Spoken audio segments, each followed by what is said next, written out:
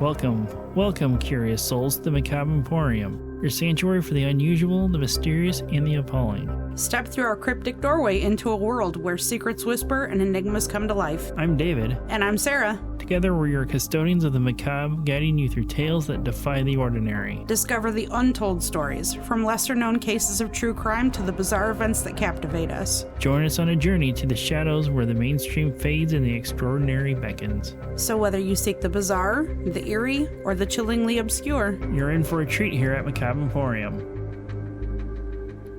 Welcome back to Macabre Emporium. This is episode 47. And if this is your first time joining us, welcome! Welcome! So over the weekend, Sarah and I met with one of our fans, and he had brought me a special gift that he created. He created a version of the Helge Meyer 1979 Camaro out of a Hot Wheels car, completely customized by himself. Mm-hmm. He stripped it completely down, painted it, and put parts on from other cars that he had to make it look just like his car, minus the rubber duck, but it would have been too small to even notice behind the lights on the front of the car. But he showed me pictures of it in progress, and it was super cool then. And then when I actually had it in my hands, it was even cooler to see that.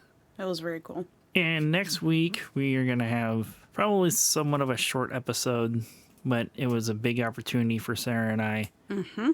Oh, and she can confirm that I was freaking out for an entire week over it. Some of you messaged personally about it, and you all were like, "You need to come down and stop worrying about it." You know, once we got in there and with it, and we started talking, I started to finally calm down about it. And then you crashed out. Yeah, then I crashed out afterwards after doing a Twitch stream. Speaking of that, something we started doing around Halloween, and then some other people had asked me, "Are you guys ever going to stream again?" So the answer is yes. So as of right now, we are planning on doing Wednesday night streams the same day as our episodes release. It could be something paranormal related or true crime related style games, or just whatever I feel like playing if Sarah doesn't join in on doing a co-op mission. Not a co-op mission, a co-op game of some sort. So that'll probably be more than likely, as of right now, it's actually being Wednesdays at 8 p.m. Eastern time, our time, and probably for 2 to 3 hours on Wednesdays for sure. And then maybe a pop-up stream on the weekends when done recording or scripts are done or something else show related is finished. Mm-hmm. You got to do the work before the fun stuff, so. Yep. So what do you have for us this week, Sarah?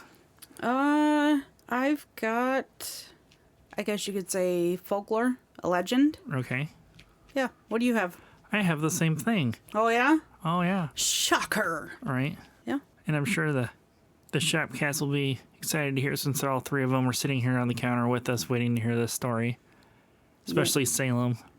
And Sticky Beans, if you didn't just hear him plopping across the counter, sticking to everything. So are you ready to get started then? I am. Are you ready? I am. All right. Here we go. All right. So David and I kind of talked beforehand about these episodes that we're going to be doing, which we usually don't do. But this time we did, so that we could keep it in theme. But yeah, this month we're hopping on a Christmas train and setting off on a creepy ride through legends and folklore of the not-so-nice side of Christmas. We won't be talking about Santa and Miss Claus and the excited looks on children's faces when they wake up Christmas morning to see their plethora of presents laying under the tree. These will be faces of shock and horror. You ready? We're going to get started for real now. Okay. All right, so our first stop on the Christmas train takes us to the land of fire and ice, otherwise known as Iceland. With its starkly different landscapes from volcanoes to glaciers, waterfalls, black sand beaches, and blue lagoons, all set under the northern lights, this is kind of the perfect place to, I guess, have a bunch of weird, creepy creatures. It's kind of, any type, they've got somewhere to roam. Right. One such legend is that of the Christmas witch named Grýla. The name doesn't sound as ominous as Krampus, but when her name is translated, it means growler, which kind of puts her up there with the big K. Grýla showed up in the 13th century, but wasn't associated with Christmas until the 17th century. She started out as being a personification of the dark and the cold, the gloom that comes with winter, basically. Right. She was the threat of winter.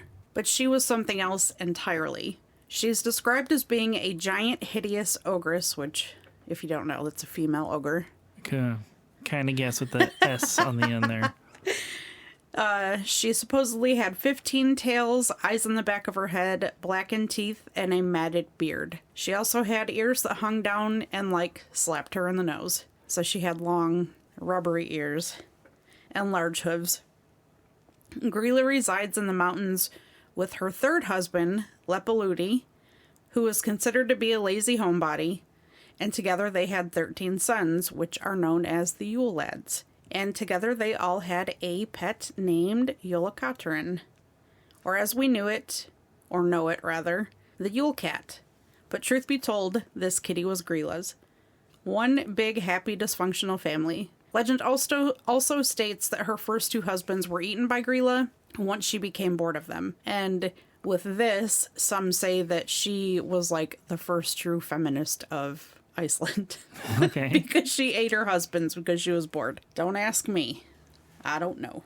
It said that she had a massive hunger for children, and not just any children in particular, naughty children. She possesses the ability to detect the naughty ones all year round, so you could say she only cares about the naughty list that Santa may have. So when she actually travels away from home and down the side of the mountain into the towns below, she knows exactly who she's after. The bad seeds. She would show up with her giant sacks, snatch the naughty children up, toss them in, and then return home to prepare a feast of naughty children stew in her cauldron for her family, which just so happened to be her favorite meal. The naughtier they were, the better they tasted. But even if you're a good child and have done no wrong, Grýla will set her kids or her kitty on you. So no one's safe. Grýla is a ballsy one. She'll show up at your doorstep and beg your parents for you, basically. Yeah. Like, good or bad. She's like, hey, let me get your kids. Because it really would be a hide your kids, hide your wife kind of situation. Yeah. Anyways, the tail of Grýla was used to keep kids on the straight and narrow. Parents hoping the threat of them or of her would kind of set them straight and make them behave. Needless to say, all children, good and bad, were terrified of Grýla, and still are, as she remains a living legend and probably will for many years to come. That's it. That's it. Wow. Super short story there. I know. So with some of the lore of Grýla, you might find a little contradictory with the Yule Cat here. Grýla. Grýla. Some of the information, you just shared about Grýla here might seem a little contradictory with what the Yule Cat does. Mm-hmm. But, like you said, this is a hide your kids, hide your wife situation. Well, the Yule Cat's a hide everybody situation. Mm-hmm. So I assume you're going to be doing your episode on the Yule Cat. Maybe. Okay. For years, our parents would try and scare us with coal from Santa Claus if you weren't good all year. I'm sure they are thankful that they didn't have to deal with that elf on the shelf like some of our friends have to. But with the internet at just our fingertips these days, we all have come to learn in other parts of the world more terrifying ways to keep their children in line for Christmas.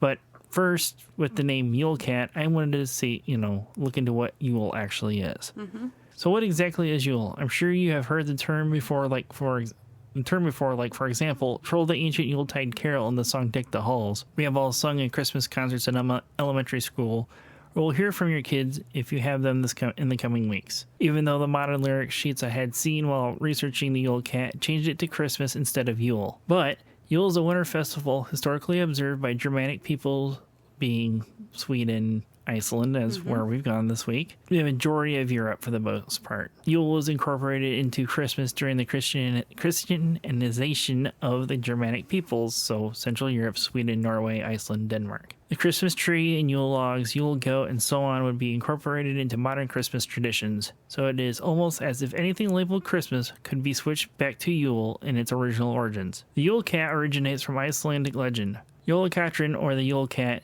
originates from Icelandic legend. For the rest of this episode, I'm going to refer to it as the Yule Cat just so I don't accidentally summon an elder god into the shop, even though I'm sure Salem would either keep us safe from it or make it its new playmate. Oh, Salem's gonna make it its bitch.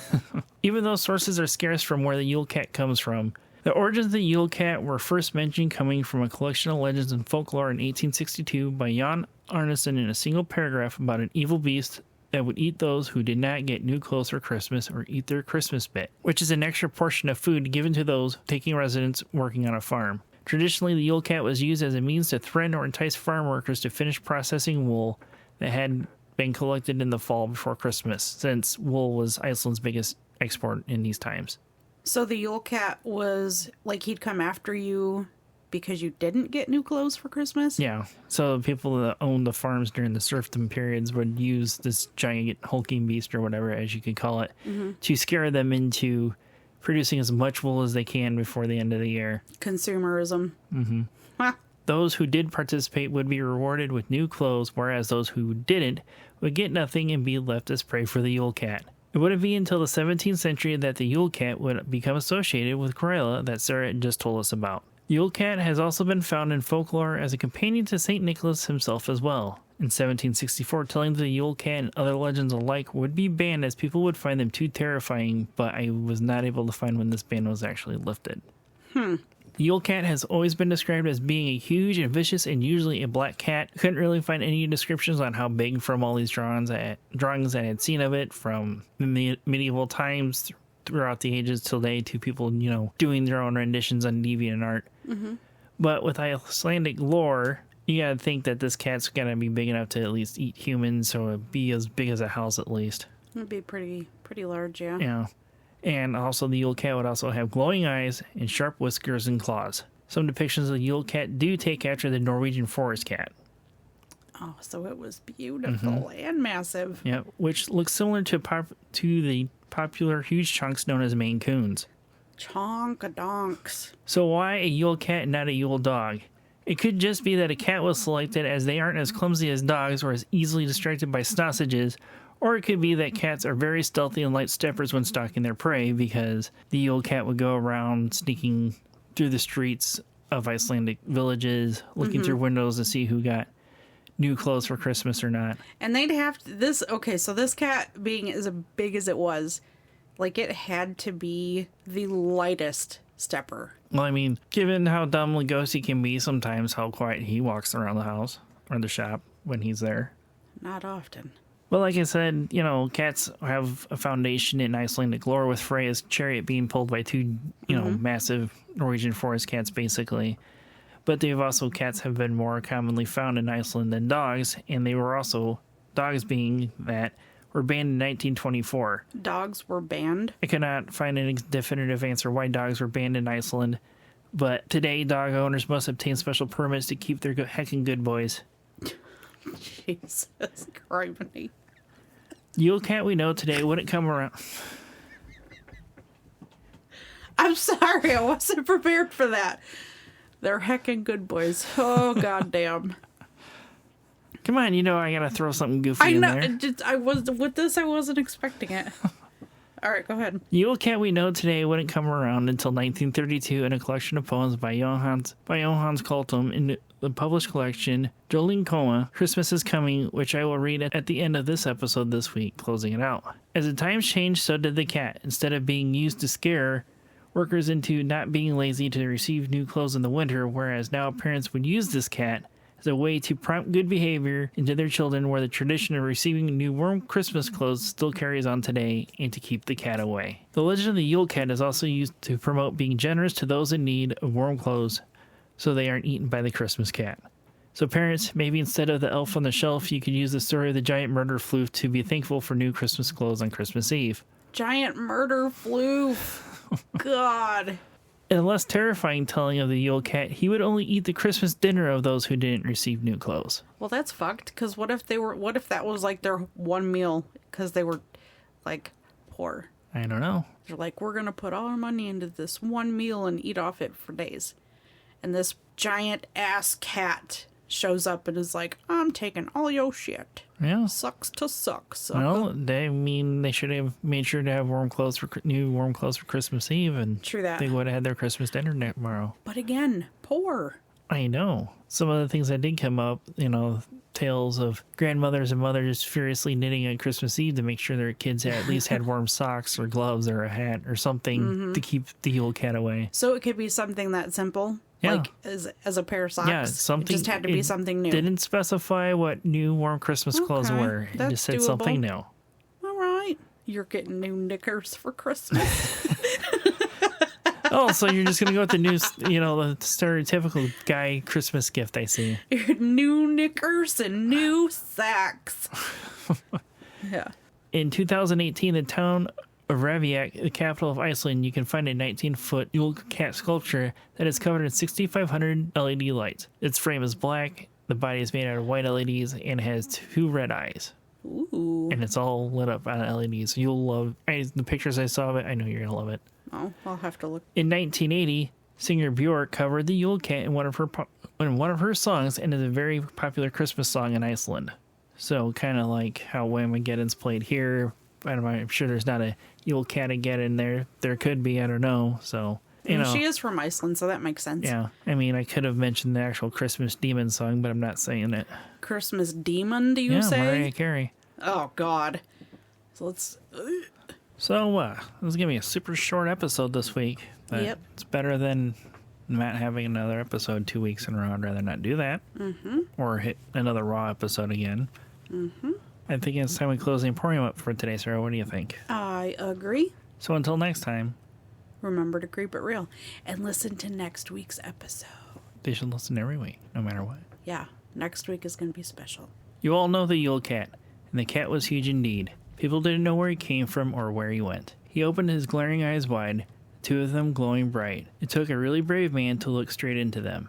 His whiskers sharp as bristles, his back arched up high, and the claws of his hairy paws were a terrible sight. He gave a wave of his strong tail, he jumped and he clawed and he hissed, sometimes up in the valley, sometimes down by the shore. He roamed at large, hungry and evil, in the freezing Yule snow. In every home people shuddered at his name. If one heard a pitiful meow, something evil would happen soon. Everybody knew he hunted men, but didn't care for mice. He picked on the very poor, that no new garments got, for Yule, who toiled and lived in dire need. From them he took in one fell swoop their whole Yule dinner, always eating it himself if he possibly could. Hence it was the woman, after their spinning wheel sat, spinning a colorful thread for a frock or a little sock. 'Cause you mustn't let the cat get a hold of the little children, but had to get something new to wear from the grown-ups each year. And when the lights came on Yule Eve and the cat peered in, the little children stood rosy and proud, all dressed up in their new clothes. Some had gotten an apron, and some had gotten shoes, or something that was needed. That was all it took. For all who got something new to wear stayed out of the puss's cat's grasp. He then gave an awful hiss, but went on his way. Whether he still exists, I do not know, but his visit would be in vain if next time everybody got something new to wear. Now you might be thinking of helping where help is needed most. Perhaps you'll find some children that have nothing at all. Perhaps searching for those that live in lightless world will give you a happy day and merry, merry Yule. Please go and check out our website at macabreemporiumpodcast.com. Join our Facebook group by searching Macabre Emporium. Like and subscribe on YouTube at Macabre Emporium Podcast. Follow us on TikTok at Macabre Emporium Pod. Follow us on Twitter at Macabre Emporium. If you have any stories of the paranormal, your local true crime or weird history that you would like us to look into and possibly do an episode on, email us at macabreemporiumpod@gmail.com. And remember to follow, rate, review, and share whenever and wherever you can to help us grow our podcast.